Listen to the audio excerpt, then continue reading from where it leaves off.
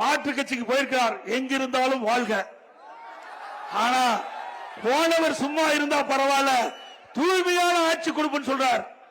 அப்ப பொன்மனச்செம்மல் புரட்சி தலைவர் எம்ஜிஆர் இருக்கின்ற பொழுதும் சரி, மாண்பு அம்மா இருக்கின்ற பொழுது நீங்க அமைச்சரா இருந்தீங்க, நான் முதலமைச்சர் இருந்த பொழுதும் என்னுடைய அமைச்சரவையில் அமைச்சரா இருந்தீங்க. அப்பெல்லாம் தூய்மையான ஆட்சி நான் கொடுக்கலையா? நல்ல ஆட்சி கொடுக்கலையா?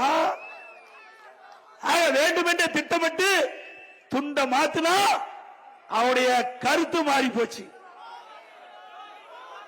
ஆக நீங்க எந்த கொம்பனாலும் அண்ணா திமுக வீழ்த்த முடியாது. இந்த எடப்பாடி பழனிசாமி ஒருவர் இல்ல, 2 கோடி அண்ணா திமுக தொண்டர் இருக்கின்றார். இந்த எடப்பாடி பழனிசாமி இல்ல, இங்க இருக்கிற யாரோ பொதுச் செயலாளர் வருவாங்க. அண்ணா திமுக ஜனநாயகம் உள்ள கட்சி. இது ஒருவரை நம்பி இருப்ப கட்சி இல்ல, பல்லாயிரக்கணக்கான தொண்டரை நம்பி இருக்கின்ற கட்சி. எத்தனை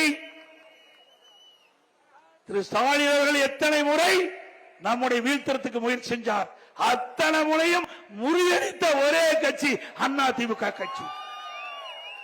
சிந்திச்சு பாருங்க.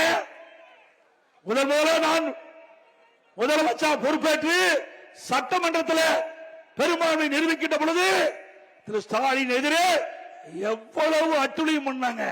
சட்டமன்ற மாமன்றத்தில் சபாநாயகரை எடுத்து கீழே தள்ளி எங்க டேபிள் ஏறி டான்ஸ் ஆடினாங்க. அப்படிப்பட்ட காலகட்டத்தில் கூட துணிச்சலோடு இருந்து முறியடித்து நம்பிக்கையில்லா தீர்மானம் கொண்டு வந்தாங்க. நம்பிக்கை கோரும் தீர்மானத்தை நாங்கள் வெற்றி பெற்றோம்.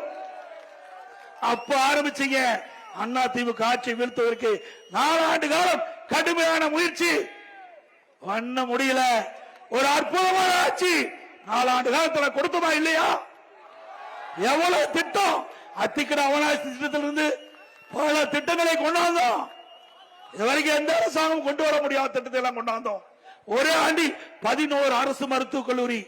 ஒரு வருஷத்துல இந்திய வரலாறுல எந்த மாநிலத்திலும் ஓராண்டில் 11 அரசு மருத்துவக் கல்லூரி கொண்டு வந்து சாதனை படைக்கல.